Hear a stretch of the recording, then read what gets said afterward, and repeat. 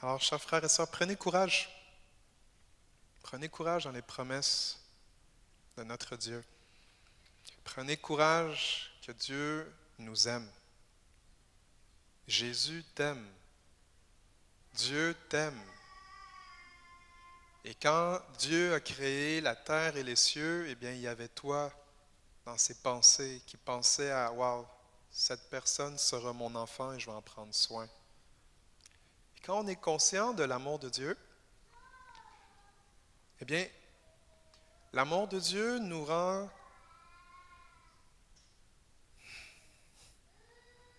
L'amour de Dieu nous rend calmes parce que nous savons que notre Père veille sur nous. Quand nous connaissons et expérimentons l'amour de Dieu, eh bien, quand les situations de la vie se présentent, eh bien, on peut prendre courage parce qu'il nous aime, parce qu'il ne nous abandonne jamais, parce qu'il ne nous oublie jamais, parce qu'il nous aime. Et le plus qu'on devient conscient, pas juste dans notre tête, mais dans notre cœur, que Dieu nous aime d'un profond amour, comme il a tellement aimé le monde, il a donné son Fils, eh bien, je veux nous encourager, regardons à Jésus qui tient ses promesses. Et si Dieu est pour toi, il est pour nous, qui sera contre toi, contre nous? Si Dieu ne juge même pas les justes, qui pourra te juger? Il y a une réalité que quand nous sommes et demeurons dans l'amour de Dieu, eh bien, nous avons cette assurance que ni la mort, ni la vie, ni les dominations, ni les principautés, ni des êtres célestes ou des êtres terrestres ou des êtres souterrains, ni la mort, ni la vie, ni démons, ni rien ne pourra nous séparer de l'amour de Christ pour nous. Donc cet amour de Dieu nous rend braves. Cet amour de Dieu nous aide à vivre dans la vérité de Dieu. Parce que l'amour veut nous rendre libres. Et que si je vous disais, admettons, dans un exemple, dans un mariage ou dans un fiançailles, le jeune homme va dire à sa fiancée ou la fiancée va dire à son fiancé ou peu importe, « Je t'oblige de m'aimer. Je vais te prendre par le bras. Allez, je t'aime. Aime-moi. » Est-ce que c'est de l'amour? Parce que l'amour laisse le choix à l'autre. L'amour laisse le choix à l'autre de choisir la vie ou la mort. Le choix de choisir entre le bien et le mal. Et c'est pour cela, si on se souvient, quand Dieu a créé les humains dans le Jardin d'Éden, Dieu a créé Adam et Ève, a créé un endroit de délice. Éden veut dire plaisir, plaisir divin. Et dans cet endroit de plaisir divin, eh bien, il y avait cette relation intime avec Dieu. Et dans la relation intime avec Dieu, eh bien, on comprend que l'amour de Dieu remplissait cet endroit. Et alors que l'amour de Dieu était là auprès d'Adam et Ève, Dieu leur avait dit, en premier Adam, tu peux manger de tout ce qui est ici. Tu as accès à tout le garde-manger. Mais cet arbre-là de la connaissance du bien et du mal ne lui touche pas, parce que si tu goûtes ce fruit, tu mourras. En d'autres mots, tu vas commencer à mourir à petit feu jusqu'à ce que ça l'aboutisse à une mort.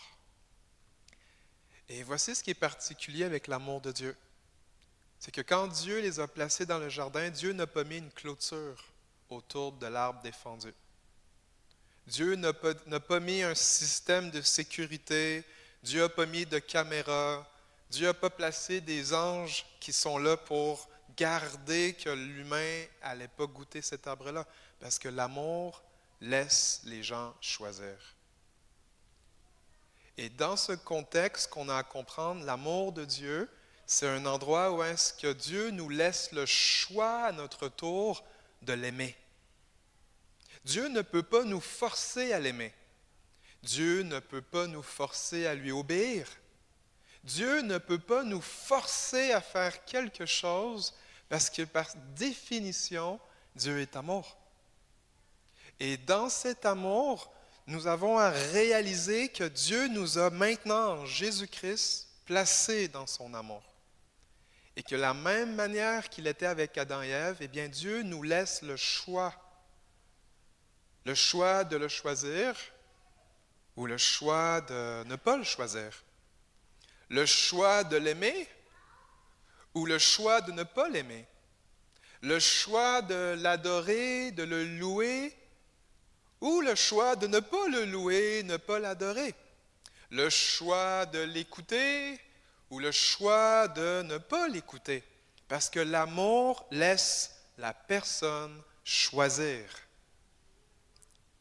Et dans cette liberté, Dieu, en quelque sorte, il veut nous laisser que par nous-mêmes, nous choisissons de le choisir.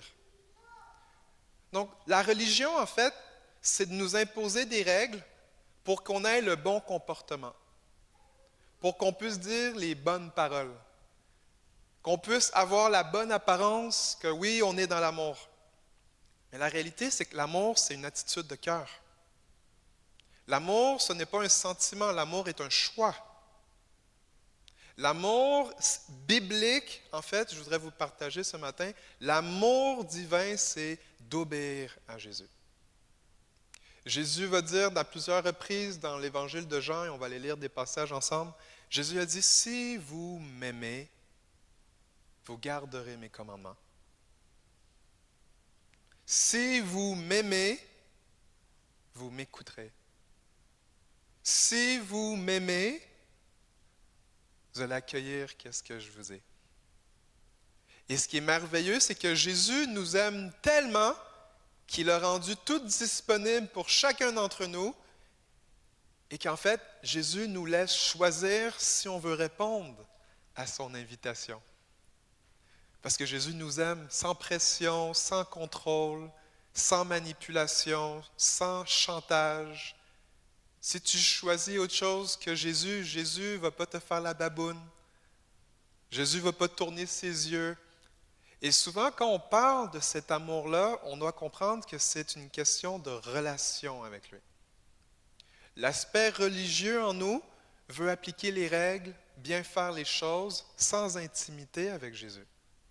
Tandis que Jésus nous appelle à le connaître, l'expérimenter dans notre être intérieur, afin que cette relation avec lui puisse porter des fruits qui vont prouver que nous sommes de sa famille. Donc ce matin, ce que je veux vous parler, c'est pourquoi est-ce que l'amour est notre preuve d'appartenance à la famille de Dieu. Pourquoi l'amour est notre preuve d'appartenance à la famille de Dieu. Si vous avez vos Bibles, on va lire ensemble Jean 13, 34-35. Ça va être affiché derrière moi. Et c'est Jésus qui est en train de s'adresser à ses disciples. Jésus vient de laver les pieds de ses disciples. Jésus vient même leur donner un nouveau commandement. Et on a vraiment un contexte où c'était un contexte intime. Des disciples de Jésus, ceux qui veulent suivre leur maître et devenir comme lui.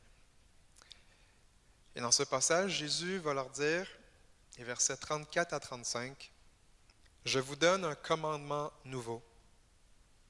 Aimez-vous les uns les autres, comme je vous ai aimé. Vous aussi, aimez-vous les uns les autres. À ceci, tous connaîtront que vous êtes mes disciples, si vous avez de l'amour les uns pour les autres. » Si vous avez de l'amour les uns pour les autres. Je vais le relire encore. On va méditer ce passage ensemble.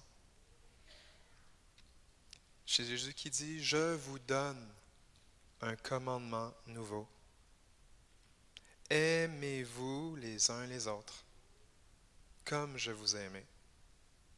Vous aussi, aimez-vous les uns les autres. À ceci, tous connaîtront que vous êtes mes disciples, si vous avez de l'amour les uns pour les autres. Prions ensemble un peu ensemble.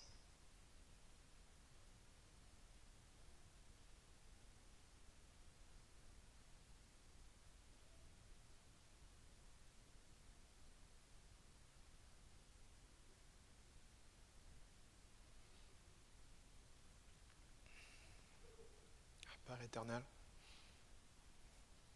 merci pour Jésus, la parole de Dieu. Seigneur, merci également pour la parole de Dieu écrite. Seigneur, merci pour la parole Réma. Merci pour l'esprit de vérité qui nous conduit dans la vérité. Ce matin, Papa, je te demande de nous d'entendre qu'est-ce que l'Esprit dit à l'Église ce matin.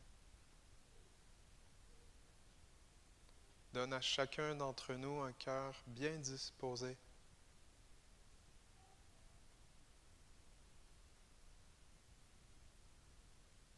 Papa, remplis-nous encore du Saint-Esprit ce matin. Rends-nous débordants, afin que ton esprit nous conduise dans cet amour. Tous ensemble. Merci parce que cela est ta volonté. Que nous soyons et demeurons dans ton amour. Alors que ta volonté soit faite. Au nom de Jésus. Amen. Donc, pourquoi l'amour est notre preuve d'appartenance à la famille de Dieu? Dans les dernières semaines, nous sommes dans cette conversation où est-ce que Dieu est en train de former une famille depuis qu'il a ressuscité son Fils, Jésus-Christ de la mort. Et dans cette famille, Dieu est le Père. Et dans cette famille, il y a des gens qui viennent de différents pays, qui parlent différentes langues, des hommes et des femmes, des gens âgés, des gens qui viennent des bébés. Et il y a cette génération qui forme une immense famille qu'on appelle la famille de Dieu. Et dans les dernières semaines, nous sommes dans l'évangile de Jean et nous avons vu ensemble que les Juifs, que Jésus est venu leur amener la bonne nouvelle, eh bien, ils disaient être de la famille d'Abraham parce qu'ils avaient le même nom de famille, mais la réalité, Jésus leur a dit, si vous étiez les enfants d'Abraham, ça paraîtrait dans les œuvres que vous pratiquerez. Donc Jésus leur a dit, ce qui compte, ce n'est pas ton nom de famille, ce n'est pas ton nombre d'années d'être chrétien, ce n'est pas ton nombre d'années ou même qui est celui qui t'a donné un nom, le nom d'Abraham, mais le point c'était, si Abraham était votre père, eh bien on verrait que vous faites partie de sa famille parce que vous lui ressemblez. Ensuite de cela, Jésus va adresser que les gens vont lui dire « Notre Père, c'est Dieu ». Et la semaine dernière, on a parlé ensemble que Jésus leur a dit « Si Dieu était votre Père, vous m'aimeriez, parce que c'est le Père qui m'a envoyé. » Donc Jésus leur explique que si vraiment on était de la même famille de Dieu, eh bien, on aimerait le Fils de Dieu. Et dans cette étape-ci qu'on a vue la semaine dernière, c'était encore pour comprendre que nos actions, nos paroles démontrent notre appartenance à notre famille spirituelle. Et la famille spirituelle de Dieu, eh bien, le fruit qui distingue cette famille de n'importe quelle autre famille, eh bien, c'est l'amour. L'amour est plus puissant que la mort. L'amour, c'est la substance même de qui est Dieu. Et quand on observe les paroles de Jésus dans l'évangile de Jean, on comprend que l'amour, c'est facile à dire qu'on aime, c'est une autre chose quand c'est le temps de le pratiquer. Qui est d'accord avec ça? Qui est d'accord à dire, c'est facile de dire je t'aime, mais les actions, il y a une déconnexion. Et ce matin, ce que je veux pouvoir nous encourager, c'est si vous êtes né de nouveau, alléluia, Je bénis Dieu pour vos vies. Et la raison pourquoi est-ce que je vous dis ça, c'est ce qui fait en sorte qu'on devient un enfant de Dieu, c'est que nous avons cru que Jésus est venu du Père. Nous avons cru l'Évangile, nous avons cru qu'il est venu rendre témoignage du Père, il est venu offrir sa vie, il est venu offrir un sacrifice avec un sang parfait, une vie parfaite. Et Jésus s'est donné afin que des humains soient rachetés de la malédiction de la mort, la malédiction de la loi. Et il nous a affranchis, il nous a délivrés. Maintenant, nous sommes enfants de Dieu. Et la réalité, c'est que dans notre vie chrétienne, si on lit un passage comme ceci, eh bien, on peut avoir l'accusateur des frères qui parle dans nos pensées, dans nos cœurs, pour nous faire ressentir de la culpabilité ou de la condamnation, que si présentement je ne suis pas en train d'aimer une personne ou une autre, ça veut dire que je ne suis pas un enfant de Dieu. Qui a déjà vécu ça? Vous entendez parler de l'amour de Dieu, puis là, vous pensez que vous avez à performer pour montrer l'amour que vous avez pour Dieu, mais que la réalité, que dans le fond, vous vivez ça des fois. Je dis, aujourd'hui, là, aujourd'hui, je suis pas de bonne humeur. Là, j'ai eu un conflit avec une personne. Là, je ne suis pas dans l'amour, ça veut dire que je ne suis pas un enfant de Dieu. Qui a déjà pensé comme ça? Levez la main. Moi, j'ai déjà pensé ça. Merci de lever vos mains. Que Dieu vous bénisse pour votre confession, votre humilité. La réalité, c'est que l'amour de Dieu n'est pas basé sur notre propre performance. L'amour qu'on a pour les autres, en fait, voici comment ça arrive.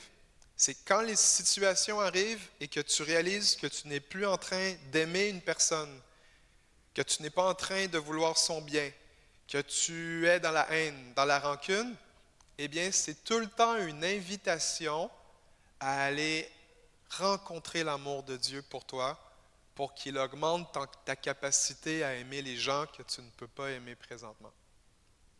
Donc, quand on se parle de l'amour de Dieu et qu'on dit « si j'aime mon prochain, si je nous aime les uns les autres », ben, c'est basé sur le fait que je suis en relation avec Jésus et alors que j'arrive à ma limitation, j'arrive au bout de ma corde, là, je ne suis plus dans l'amour, eh bien, quand tu entends une parole comme « si vous m'aimez », eh bien, le but, c'est que tu arrives au point où est-ce que je ne peux pas aimer par moi-même.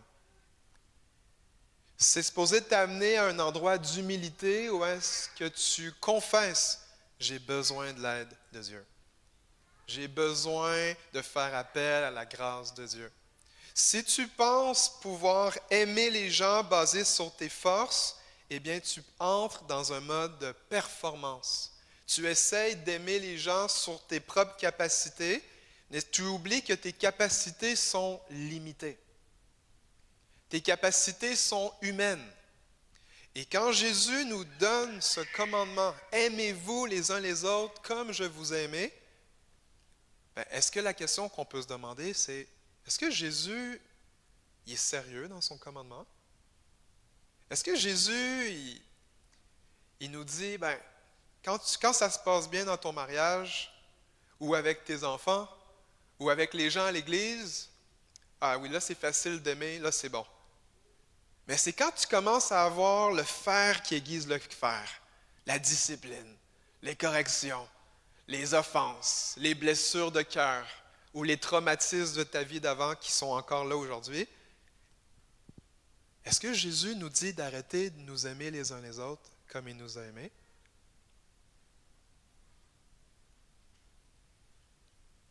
Je me pose sincèrement la question, ensemble. Je me dis, est-ce que dans ce que Jésus nous donne comme commandement, est-ce qu'il nous a dit un moment où est-ce que c'était correct de ne pas obéir à son commandement? Est-ce qu'il y a quelqu'un, vous avez ça dans votre version de Bible? Levez la main. OK, donc on se met en accord pour dire que le commandement que Jésus donne, c'est un commandement éternel. C'est un commandement qui est venu de la parole de Dieu en chair et en os. Donc, on vient comme ensemble, on est en train de regarder un verset qui nous décrit la volonté de Dieu. Et qu'à ce moment-là, si on se pose la question, la réalité, c'est que Des fois, j'aime pas les autres comme Jésus m'a aimé. Des fois, on peut grogner, on peut faire la baboune, on peut faire une crise de bacon. Non, je veux pas y parler. Ah, c'est encore cette personne qui m'appelle. Non, je répondrai pas. Est-ce qu'il y a des humains ici dans cette salle? Ok, il y a des humains, c'est bon. Donc voici le point de ce que je nous parle ce matin. C'est que Jésus nous a donné un commandement. Et Jésus, dans le fond, quand il nous a donné le commandement, il s'attend à ce qu'on lui obéisse. Puis voici l'astuce pour ne pas entrer dans la condamnation, la performance de l'accusateur. C'est que vous réalisiez que j'ai besoin de dépendre de Dieu pour pouvoir obéir à ce commandement. Par moi-même, je ne peux pas obéir ce commandement. En fait, ce commandement-là nous expose notre faiblesse humaine. Le fait que pour obéir à Jésus, nous avons besoin de l'aide du Saint-Esprit. Si nous croyons qu'on peut obéir à Dieu dans nos propres forces, on rentre dans ce qu'on appelle de pratiquer des œuvres. Et quand on rentre dans cette mentalité-là, on pense, on peut s'enorgueillir. On peut commencer à avoir un sentiment de supériorité sur les autres. Et quand on commence à entrer dans cette dimension-là, eh bien, on n'est plus dans l'amour de Dieu. L'amour de Dieu nous garde humbles. L'amour de Dieu nous aide à voir l'autre comme étant plus important que nous. L'amour de Dieu fait qu'on va passer les besoins de l'un avant même les nôtres.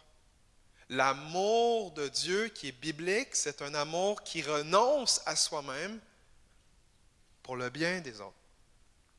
Et là, voici ce que je ne suis pas en train de dire. Si vous vivez de la violence, puis vous dites, ben, je vais rien dire, je vais rester silencieux, vous vivez peut-être de la violence physique, émotionnelle, psychologique. Des fois, il y a des gens, vous vivez de la violence financière. J'ai déjà été au courant de certaines situations. Et le point, c'est, quand on dit aimer les autres, ça ne veut pas dire de couvrir le mal. Okay? L'amour se réjouit de la vérité. Et l'amour s'attriste de l'injustice. L'amour ne soupçonne pas de mal non plus. Et c'est là où, quand on apprend le commandement de Jésus, dans les dernières semaines, je me suis posé cette question. Est-ce que Dieu s'attend de nous que nous soyons des experts dans tous les concepts de vérité dans les Écritures, ou il s'attend de nous que nous soyons des experts dans l'amour? L'apôtre Paul va dire que la connaissance rend orgueilleux, mais l'amour nous garde humbles. Donc c'est là où est-ce que, quand on parle de l'amour, on a posé comme question, est-ce que Jésus, quand il nous dit cela, est-ce que c'est parce qu'il veut nous faire réaliser que toute personne qui fait partie de sa famille, ils vont manifester l'amour? Ils vont porter un fruit visible qui va démontrer que Dieu est vraiment leur Père. Je vais vous proposer ce matin que oui. Si Jésus nous dit que de garder son commandement, de garder cette posture d'aimer les uns les autres, on peut en déduire que pour Jésus, si tu as une chose à faire, puis tu dis, bon, des fois on complique les choses, je voudrais que ça soit bien simple ce qu'on me dit. Voici la simplicité de ce que Jésus nous ordonne. Si vous m'aimez, gardez mes commandements. Et voici ce commandement. Aimez-vous les uns les autres comme je vous aime. Si vous faites ça, vous êtes dans la gloire.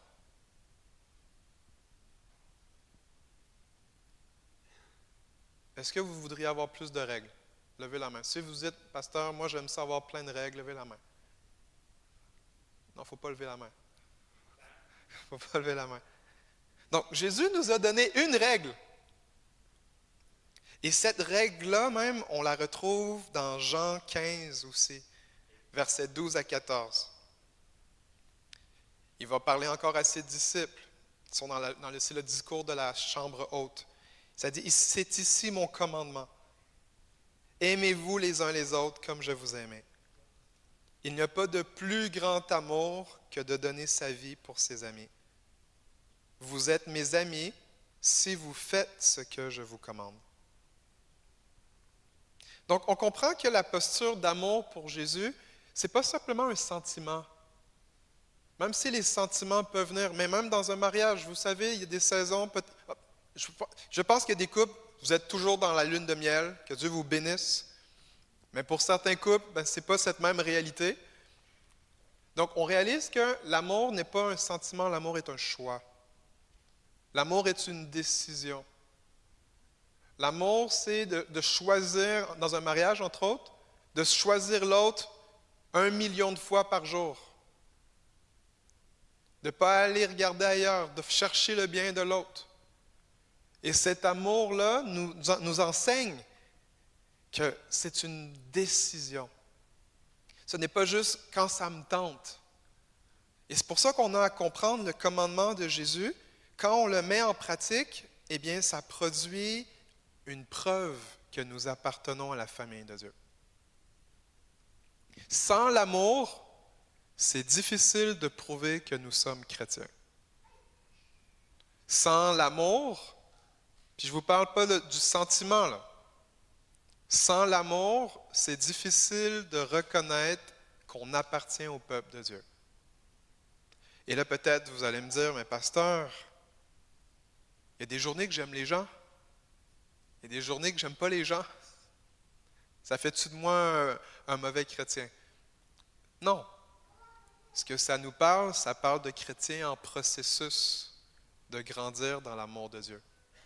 Ça parle de chrétiens qui ont besoin d'être au pied de leur maître pour qu'ils restaurent leurs âmes. Ça parle de des chrétiens qui ont besoin de réaliser et d'expérimenter à quel point Dieu nous aime. Donc, c'est ce que ça nous parle quand on est dans des situations où est-ce qu'on réalise que, le pasteur, ou même pas juste le pasteur, Jésus dit, aimez-vous les uns les autres.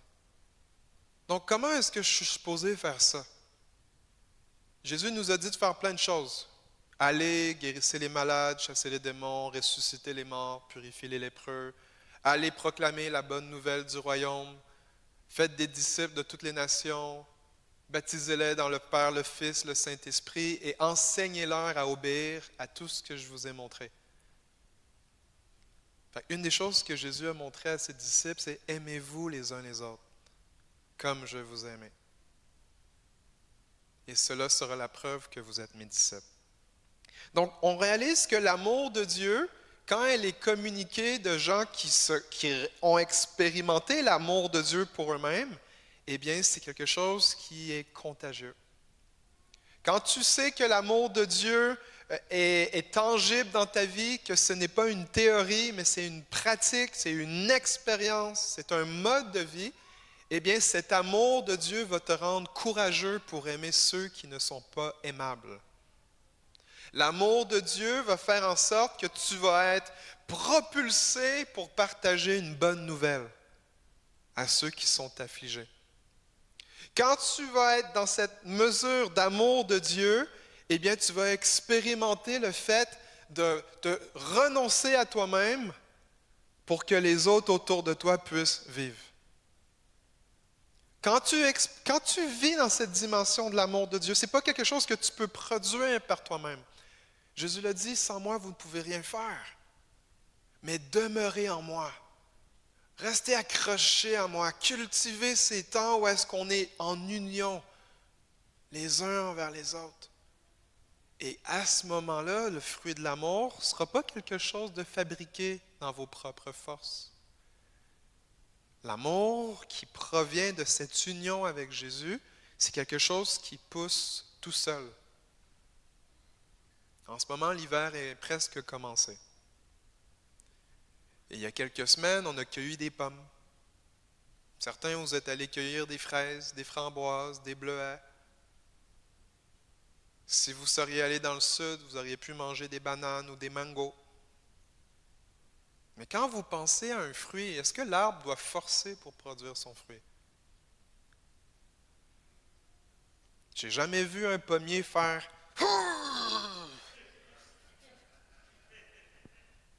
Qui a déjà vu ça? À part mon imitation, là, qui a déjà vu ça? Normalement, non. Personne n'a vu ça. Pourquoi? Parce que l'arbre, par nature, il va porter des fruits. Sa job, c'est d'être enraciné, manger les nutriments que ça vient, la sève va amener ça dans les branches, puis ensuite de ça, avec le temps, les fruits vont apparaître sur l'arbre. C'est la même chose avec l'amour de Dieu. L'amour de Dieu biblique, qui est vraiment divin, pas fabriqué par nos propres efforts, c'est un amour qui découle que nous sommes enracinés dans son amour pour nous. Donc peut-être vous dites, mais pasteur, c'est bien beau tout ce que tu nous dis là, mais comment je fais? Parce que là, aujourd'hui, j'ai besoin d'avoir les fruits de l'amour, là. J'ai besoin d'aimer quelqu'un en particulier. Ah, ben c'est une bonne question. Merci de la poser. Eh bien, on va aller dans Matthieu 7. Matthieu 7, c'est un passage dans le Sermon de la montagne, la meilleure prêche qui a pu être prêchée dans l'histoire de l'humanité. Et c'est Jésus qui parle, et il va dire au verset 12, « Tout ce que vous voulez que les hommes fassent pour vous, faites-le de même pour eux, car c'est la loi et les prophètes. Tout ce que vous voulez que les hommes fassent pour vous, faites-le de même pour eux, car c'est la loi et les prophètes. » Donc, qu'est-ce que ça signifie? Ben, quand je vais traiter quelqu'un d'une manière, je vais la traiter comment moi j'aimerais qu'on me traite. Quand je vais faire quelque chose, ou je vais voir quelqu'un faire quelque chose, je vais lui parler de la manière comment je voudrais qu'on me parle. S'il y a quelque chose, une perspective, puis on en a parlé, ben, la manière que j'aimerais qu'on me parle, c'est comme ça que je vais parler aux autres.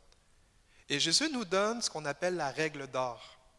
C'est une règle d'or qui aussi, quand on l'applique, va nous faire obéir aux commandements de Dieu. Donc, c'est un peu l'égal de « aimez-vous les uns les autres comme je vous ai aimé ». Et ça nous donne un volet pratique. Comment est-ce que je peux pratiquer l'amour? Comment est-ce que je peux aimer les uns les autres? Comment je peux aimer mon frère, ma soeur, mon cousin, mon parent, même les gens que je ne connaisse pas, mais on a le même Père qui s'appelle Dieu.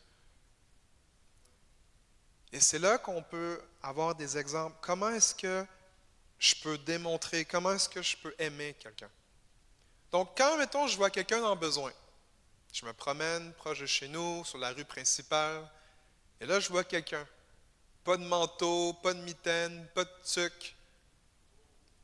Ça arrive des fois. Tout est possible. Au moins, être habillé.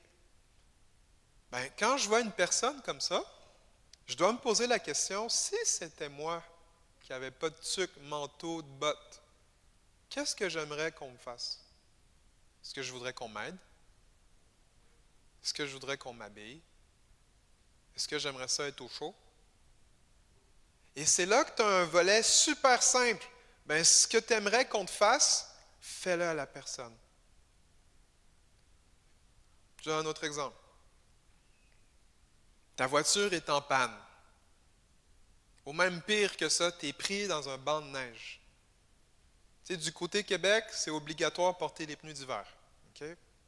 Puis on le sait, la raison, c'est que ben, les Québécois ils ont de la difficulté à chauffer. Nous, c'est pas une loi ici en Ontario. Je vous aime, mes frères et sœurs québécois, québécoises, la province. Mais ici, en Ontario, tu peux avoir les 4 saisons tout l'hiver. Fait que, admettons qu'il y a une bonne tempête de neige, puis tu as besoin d'aller du côté Québec, parce qu'il y a plus de neige, puis tu es pris dans un banc de neige. Comment est-ce que tu voudrais qu'on t'assiste? Est-ce que tu voudrais qu'on te dise juste bonjour, puis on te laisse sur le bord du chemin? Est-ce que tu te dirais, waouh, si j'avais besoin d'aide pour pousser ma voiture, ben, j'aurais aimé ça que quelqu'un m'aide? Qu'est-ce que tu aurais aimé qu'on te fasse dans cette situation-là? Ben, quand tu vas voir une personne faire ça, ben, tu vas lui faire ce que tu aimerais qu'on te fasse. Donc ça, c'est des moyens super simples pour dire comment est-ce que je traduis mon mot que je t'aime en pratico-pratique. Là, on va parler un peu relation. Admettons que tu as un rendez-vous avec quelqu'un. Ah, puis résister à toute condamnation. Je vous donne des exemples. Peut-être que ce n'est pas vous, je vous vise personne. OK? J'ai aucune cible en ce moment. Mais si ça vous touche, c'est par amour. On a de l'amour pour vous, on vous aime. Mais admettons que vous avez un rendez-vous avec quelqu'un à 11 heures. Puis à 11 heures, vous n'êtes pas là. Puis la personne est là. Puis elle vous attend. Comment est-ce que vous voudriez qu'on vous traite? Est-ce que vous voudriez qu'on vous traite avec douceur, gentillesse, compréhension, empathie? L'amour ne soupçonne pas le mal. Donc, est-ce que vous voudriez qu'on vous traite bien? Ben, normalement, vous allez dire, ben oui. Donc, la prochaine fois que ton frère ou ta soeur arrive à 11 heures et que tu te fâches sur la personne, est-ce que tu es en train de nous montrer que c'est comme ça aussi qu'on agisse avec toi? Ben, la raison, ce serait, Jésus va le dire, de la manière que vous jugez, vous serez jugés de la même manière. La mesure que vous allez prendre, c'est la même mesure qui va vous être appliquée sur vous. Donc, c'est pour ça qu'on a à saisir que quand je demeure dans l'amour et que je suis capable de me dire, OK, si c'était moi dans cette situation, comment est-ce que j'aimerais qu'on me parle? Comment je voudrais qu'on me traite? Qu'est-ce que je voudrais qu'on me dise? Et ça va nous informer, voici comment je vais faire ça. Est-ce que vous voulez que je vous donne un autre exemple? Est-ce que vous avez compris ou vous voulez d'autres exemples? Je peux en avoir d'autres, là. OK, je vais vous en donner d'autres. Dans le mariage. Qui est marié ici? Levez la main. Que Dieu vous bénisse. Qui veut se marier? Levez la main. Que Dieu vous bénisse.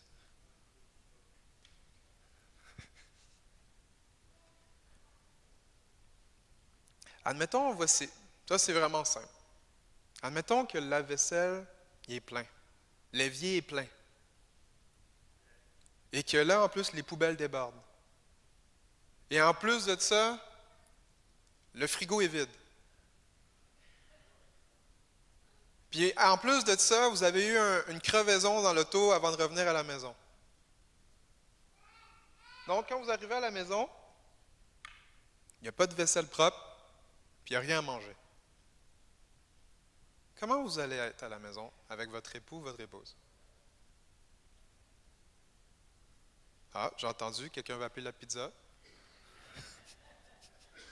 Ça, c'est une réponse safe. Safe, c'est bon. Ben, c'est là où est-ce que quand on arrive dans des situations où que les émotions embarquent, l'offense, l'amertume, la colère, tout ce qui ne serait pas quelque chose qui découle de l'amour, eh bien, on a à se poser la question, si c'était moi, est-ce que je me parlerais comme ça? Est-ce que mon ton de voix que j'aurais avec mon épouse ou avec, si vous êtes une femme, mon époux, est-ce que c'est comme ça que je voudrais qu'on me parle? Puis si c'est le cas, ben continuez à le faire. À part si tu t'aimes pas. Ça, c'est notre prêche. Okay? Mais au moins, pour ceux que vous avez de la difficulté à vous aimer, peut-être vous êtes pasteur, tu parles de ma situation, mais je veux te rappeler que Jésus t'aime. Et si Jésus t'aime, il y a une raison pourquoi il t'aime. Et Jésus a plus raison que toi. Donc, si c'est ton cas, renonce à la haine de soi. Tu dis, je renonce à la haine de soi, je renonce au mensonge que je ne suis pas aimable, et je vais croire la vérité que Dieu m'aime. Donc, si Dieu m'aime, je vais obéir à Dieu, je vais m'aimer aussi. Puis là, vous allez voir, vous allez pleurer, il va y avoir une libération. Puis si vous voyez que c'est compliqué, parlez-moi, on va prier, puis on va s'attendre à ce que Dieu vous libère, que vous soyez dans l'amour de Jésus au complet. OK? Merci Jacques. J'apprécie que tu es là et que tu parles avec moi. Merci. Que Dieu te bénisse. J'ai un dernier passage à vous lire ce matin. C'est dans Galates 5, les versets 13 à 26. Puis Puis juste pour vous rappeler, on est en train de parler de l'amour parce qu'on réalise que selon les commandements de Jésus, c'est notre preuve d'appartenance à sa famille. Puis on croit dans les miracles, mais il n'a pas dit parce que vous ferez des miracles, ça va prouver que vous êtes mes disciples. Il n'a pas dit, quand vous ferez des guérisons, ça va prouver que vous êtes mes disciples. Puis on croit en ça. Parce que vous ressuscitez les morts, ben ça prouve que vous êtes mes disciples. C'est ça, si tu ressuscites un mort, on va comme croire, là, c'est comme qui est un disciple de Jésus, là. Mais c'est pas ça que Jésus veut dire. Il n'a pas dit, à cause de ta grande foi, ça va prouver que tu es un enfant de Dieu. C'est par l'amour. Et quand on passe à côté de quelque chose qui peut paraître tellement simple et banal, ben, on perd le point de l'Évangile. L'Évangile nous a été comme bonne nouvelle pour que nous puissions nous aimer les uns les autres. Parce que Jésus a enlevé toute argumentation, toute offense, toute querelle, toute œuvre de la chair qui ferait en sorte qu'on pourrait être divisés les uns avec les autres. Et son amour nous parle d'être un.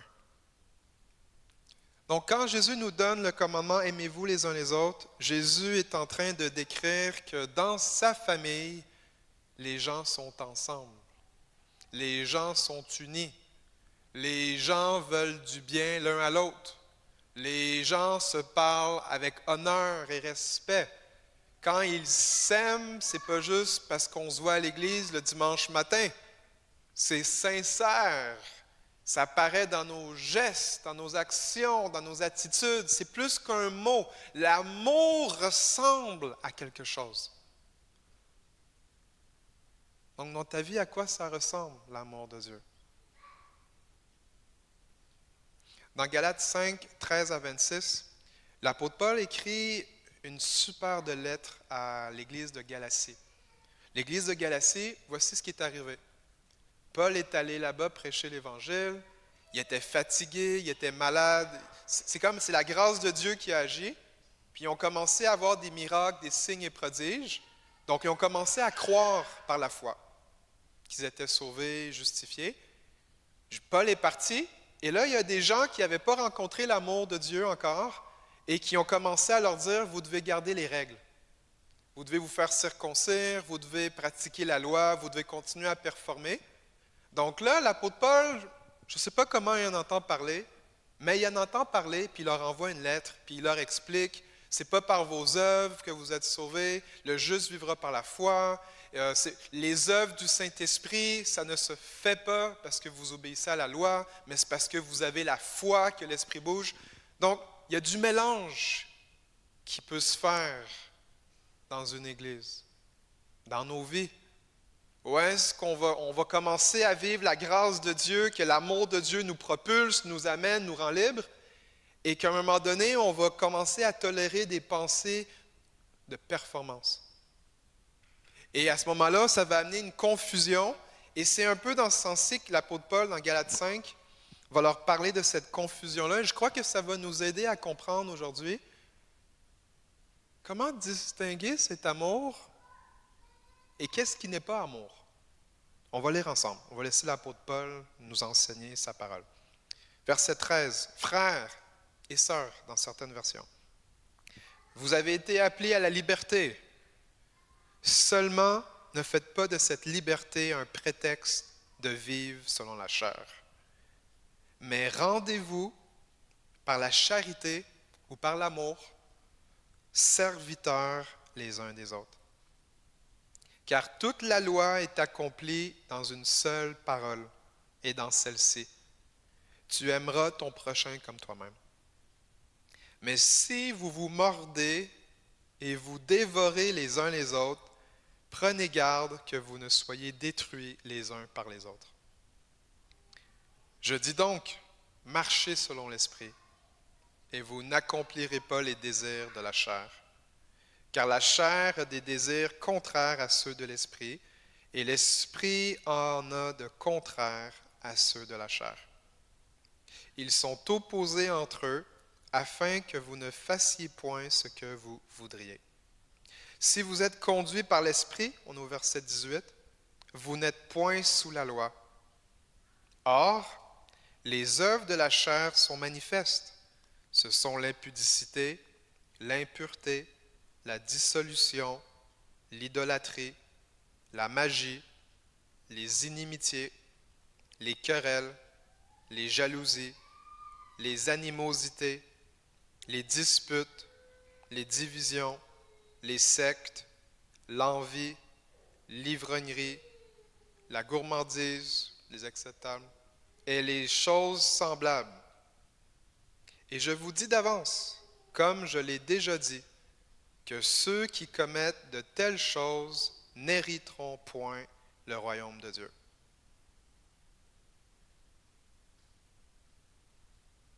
Mais le fruit de l'esprit, c'est l'amour, la joie, la paix, la patience, la bonté, la bénignité, la fidélité, la douceur, la tempérance ou la maîtrise de soi. La loi n'est pas contre ces choses. Ceux qui sont à Jésus-Christ ont crucifié la chair avec ses passions et ses désirs. Si nous vivons par l'Esprit, marchons aussi selon l'Esprit. Ne cherchons pas une vaine gloire en nous provoquant les uns les autres, en nous portant envie les uns aux autres. Donc l'apôtre Paul nous explique une réalité, que quand on est dans l'esprit, eh bien, ça va paraître par des fruits. Et le premier fruit, en fait, ça dit le fruit de l'esprit, l'amour. Donc, on comprend que tout ce qui découle de marcher avec Jésus, si on a besoin d'être jugé ou de discerner spirituellement, donc discerner, c'est selon ce que la parole de Dieu dit. Et la parole nous dit, si tu es dans l'esprit, tu es dans l'amour. Ils n'ont pas dit, si tu es dans l'esprit, tu vas être dans la haine, dans l'indignation, dans la rage, dans la condamnation, dans l'accusation. Non, si tu es dans l'esprit, tu vas être dans l'amour. L'amour est patient. L'amour n'envie point. L'amour n'est pas orgueilleux. L'amour ne soupçonne pas le mal. L'amour s'attriste devant l'injustice et se réjouit dans la vérité. L'amour pardonne tout, espère tout. L'amour n'aura point de fin. Donc, quand on parle de l'amour, eh bien, on peut comprendre que même l'apôtre Paul veut nous aider à saisir que si nous sommes nés de nouveau, si nous avons l'Esprit de Dieu qui habite en nous et que nous sommes devenus enfants du Dieu vivant, et nous le sommes, ça va paraître par le fruit de l'amour. Et c'est un fruit qui ne change pas selon les circonstances, mais que peu importe qu'est-ce qui est devant nous, peu importe le contexte dans lequel on se trouve, eh bien, ce fruit de l'amour va se manifester dans comment nous sommes les uns avec les autres. Et l'apôtre Paul nous met un contraste. Donc, si tu es dans l'esprit, ça va paraître dans l'amour. Si tu n'es pas dans l'esprit, si tu es dans la chair, donc si tu es dans tes capacités humaines, si tu es dans tes raisonnements humains qui sont contraires à la parole de Dieu, eh bien, cela fait en sorte que tu vas produire des fruits qui ne sont pas l'amour. Et quand on produit les fruits qui ne sont pas l'amour, puis on les a nommés, on appelle ça les œuvres de la chair, l'apôtre Paul nous dit quelque chose pour nous aider à saisir l'importance, chers frères et sœurs. Que ceux qui commettent de telles choses, en d'autres mots, ceux qui pratiquent cela, ceux que ça fait partie des fruits qui sont sur leurs arbres de vie, eh bien, ces gens-là qui ont ces fruits-là n'hériteront point le royaume de Dieu.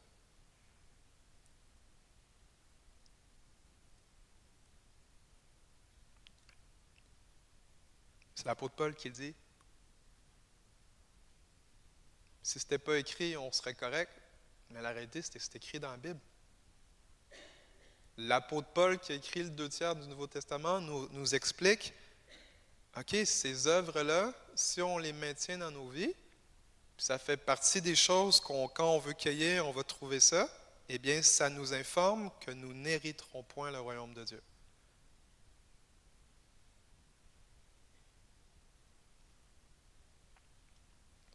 C'est pour cela qu'on a à comprendre. Quand nous sommes dans l'amour, nous sommes dans le bon chemin. Quand nous sommes dans la haine, ce n'est pas le bon chemin.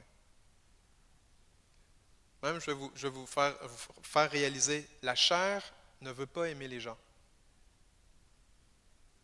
C'est l'esprit qui nous amène à aimer les gens. La chair ne veut pas obéir à Dieu. C'est l'esprit qui veut obéir à Dieu. L'esprit a des désirs différents que celui de la chair. Et c'est pour cela, en fait, l'appel à comprendre aujourd'hui, c'est que garder les commandements de Jésus, en d'autres mots, c'est comme si on disait « demeurez dans le Saint-Esprit et vous allez demeurer et porter le fruit de l'amour. » Et toutes les fois que nous sortons d'être dans l'Esprit, que nous sortons du commandement de Dieu, à ce moment-là, on a aussi à observer les fruits qui vont jaillir de là. Et c'est là que je conclus mon message. Pourquoi l'amour est notre preuve d'appartenance à la famille de Dieu? Eh bien, c'est notre preuve d'appartenance parce que c'est ce que Jésus nous explique. C'est ce que Paul nous explique. Je vous donne un dernier exemple. Imaginez que vos enfants, ceux qui en ont, ou vous avez déjà été des enfants avant d'être des adultes. Imaginez que vos parents vous ont dit, « OK, à l'heure de souper, tu reviens d'aller jouer chez tes amis parce qu'on va souper à 5 heures. » Mais finalement, tu ne le fais pas. Est-ce que tes parents, ils vont te considérer encore comme leur enfant? OK, c'est une question super simple, que je vais aller plus simple. Si tes parents, ils t'ont dit, pas de dessert pour toi aujourd'hui, tu ne manges pas de biscuits, pas de gâteau, puis que tu vas le manger pareil, tu fais-tu encore partie de la famille, même si tu désobéis à ce que tes parents t'ont dit? Fait que tu gardes le même nom de famille. OK. Donc, voici où est-ce que je m'en vais avec ça. L'amour de Dieu nous donne une marge de manœuvre pour grandir dans un amour parfait. La grâce de Dieu nous aide à comprendre que la volonté que Jésus veut, c'est qu'on arrive tous ensemble à s'aimer les uns les autres comme il nous a aimés. Et Dieu est conscient que ça ne se fait pas du jour au lendemain. Dieu le sait que nous sommes limités, nous sommes des humains. Comme j'aimerais vous dire qu'on est quelque chose, mais on est des enfants de Dieu, mais à part de ça, on a besoin du Saint-Esprit pour marcher dans la gloire de Dieu comme dans notre héritage. Et dans ce sens, Dieu est conscient que pour là où nous sommes et là où est-ce qu'il veut nous amener, eh bien, il s'attend à ce qu'on dépende de lui pour nous amener dans cette perfection de l'amour. C'est là l'aspect de la grâce de Dieu. Même si ça t'arrive encore d'avoir des œuvres qui ne sont pas l'amour, tu fais encore partie de la famille de Dieu.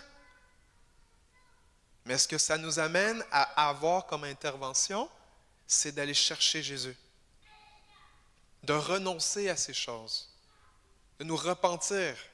La repentance, ce n'est pas « je me sens mal », même si ça peut en faire partie, mais ce n'est pas ça. La repentance, c'est de changer notre mentalité, comment nous voyons les choses à la lumière de la parole de Dieu.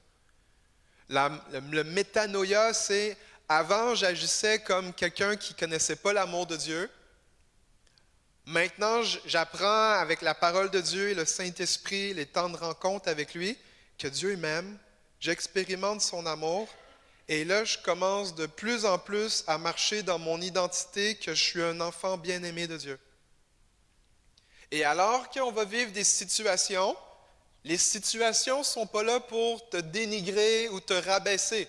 Si tu sens ça dans ton esprit, ce n'est pas le Saint-Esprit, c'est l'accusateur. Le Saint-Esprit va te convaincre pour que tu changes, pour que tu aspires à meilleur, etc. Mais ce que je suis en train de vous dire là, c'est que quand tu constates que « wow, là, je ne suis plus dans l'amour », c'est l'invitation à te tourner puis d'aller chercher ton Père, puis de lui demander, Père, comment est-ce que tu m'aimes?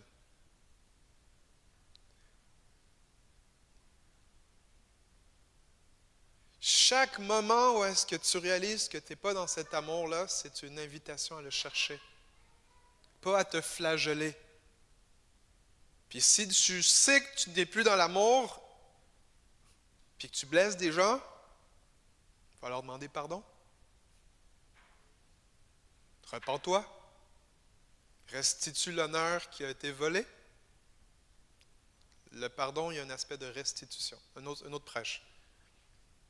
Donc pourquoi est-ce que l'amour est un signe d'appartenance? Parce que quand les gens vont voir cet amour-là en nous, ils vont réaliser que oui, nous sommes les enfants de Dieu. Et dans une société où est-ce que les gens pensent à eux-mêmes, eh bien Dieu s'attend à ce que ses enfants puissent se répandre sur toute la terre et communiquer cet amour dans le nom de Jésus. Amen. Je vais vite à vous lever, je vais clore la rencontre.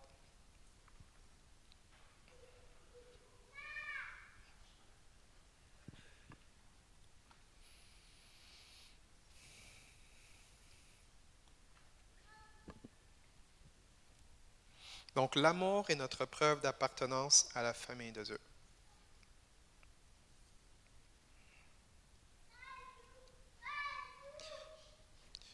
Ce que je veux vous soumettre à considérer, c'est de prenez le temps, au moins 3 à 5 minutes à tous les jours. Comme je sais, votre vie est occupée, mais 5 minutes, mettons vous êtes sur Facebook, vous êtes cellulaire, vous regardez la télé, 5 minutes, le monde ne va pas changer en 5 minutes.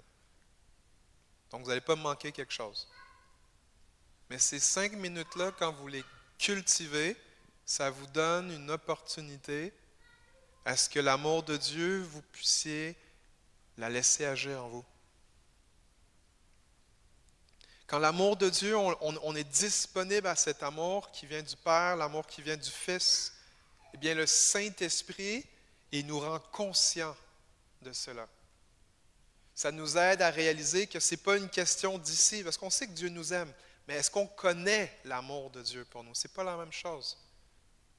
Et c'est ce que je veux prier. Ce matin, je vais prier que toute distraction qui pourrait vous empêcher de recevoir l'amour de Dieu, que ça soit exposé, que ça soit affaibli et brisé dans vos vies au nom de Jésus, et que vous puissiez avoir des temps de rencontre avec votre Père pour vous rendre capable d'aimer les autres comme il nous a aimés. Donc, si vous êtes d'accord, prions ensemble.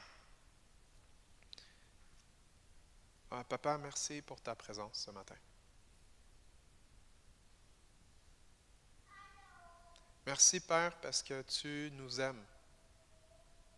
Tu nous aimes comme des fils, comme des filles. Et Seigneur, alors que Jésus nous a donné ce commandement de aimez-vous les uns les autres comme il nous a aimés, Seigneur Dieu, nous reconnaissons que nous avons besoin de toi. Je vais vous laisser quelques secondes pour lui dire dans vos propres mots que vous avez besoin de lui pour obéir à ça. Je vous laisse quelques secondes.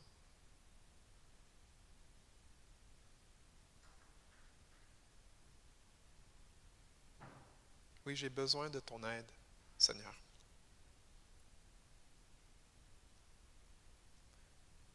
Et Père, je te demande maintenant, au nom de Jésus, que toute distraction, tout obstacle dans la vie de chaque frère et sœur puisse être dévoilé, affaibli et brisé dans le nom de Jésus.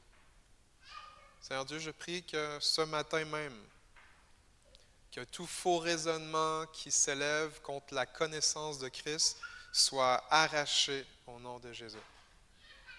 Que toute forteresse de haine, toute forteresse de mensonge, que toute forteresse d'orgueil soit exposée, affaiblie et brisée maintenant dans le nom de Jésus.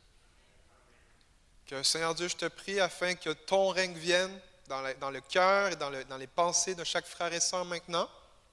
Père, ton règne est un règne d'amour. Donc je prie, Seigneur, inonde-nous de ton amour ce matin. Inonde nos cœurs, inonde nos pensées. Oui, plus Seigneur. Ouf, plus Seigneur. Plus Seigneur.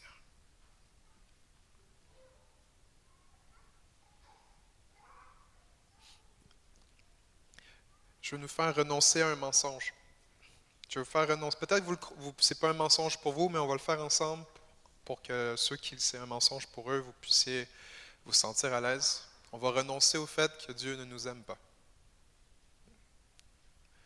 Donc on fait ça comme ça. Donc au nom de Jésus, je renonce au mensonge que Dieu ne m'aime pas.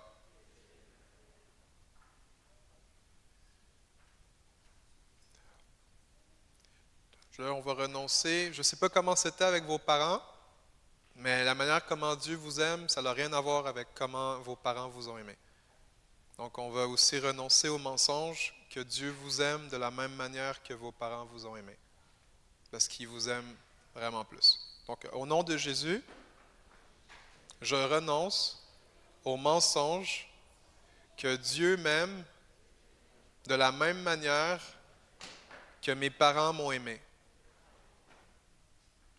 Au nom de Jésus, je confesse que Dieu m'aime d'une manière plus grande et tellement meilleure de ce que j'ai expérimenté avec mes propres parents. Et au nom de Jésus, je choisis de pardonner mes parents que dans leur meilleur de ce qu'ils avaient, ils m'ont aimé. Et je reconnais des carences, des manquements. Et au nom de Jésus, je choisis de les pardonner. Je renonce à toute vengeance et toute résistance concernant ce que j'ai vécu avec eux. Et je les remets entre tes mains, toi Jésus, le juste juge. Si vos parents sont vivants, vous dites, Seigneur, je te demande de les bénir. Puis s'ils sont déjà dans l'au-delà, vous dites, Seigneur, bénis leur mémoire. Ok, je vais prier pour nous. Seigneur Dieu, merci parce que tu nous aimes. Puis au nom de Jésus, je prends autorité sur tout esprit de haine de soi ou de confusion concernant l'amour de Dieu. J'appelle maintenant la clarté, la vérité de la parole que Dieu nous aime. J'appelle au nom de Jésus que les anges de Dieu viennent faire le ministère aux enfants du Seigneur afin qu'ils reçoivent l'amour de Dieu. Maintenant même, maintenant même, maintenant même, je prie que la capacité à recevoir l'amour de Dieu s'ouvre maintenant. J'appelle un dépôt de l'amour de Dieu dans le cœur.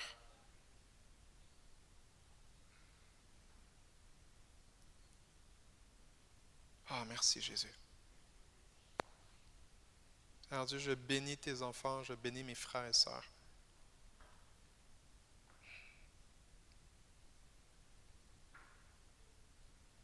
Ça se peut pour certains, alors qu'on prie, ça brasse à l'intérieur de vous-même.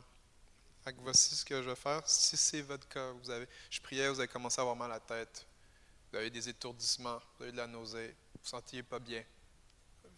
Je vais clore la rencontre, mais venez à l'avant. Je vais juste pouvoir prier un petit peu avec vous. Puis, voici votre devoir. Prenez 5 minutes. Si vous ne pouvez pas prendre 5 minutes, prenez 3 minutes pour juste être dans le repos puis demander au Père à quel point il vous aime. Puis après ça, vous ferez 5 minutes et attendez-vous à avoir des temps d'amour avec lui. Et ça va venir vous aider à aimer les autres comme il nous a aimés. Alors que Dieu vous bénisse. Bonne semaine. À très bientôt.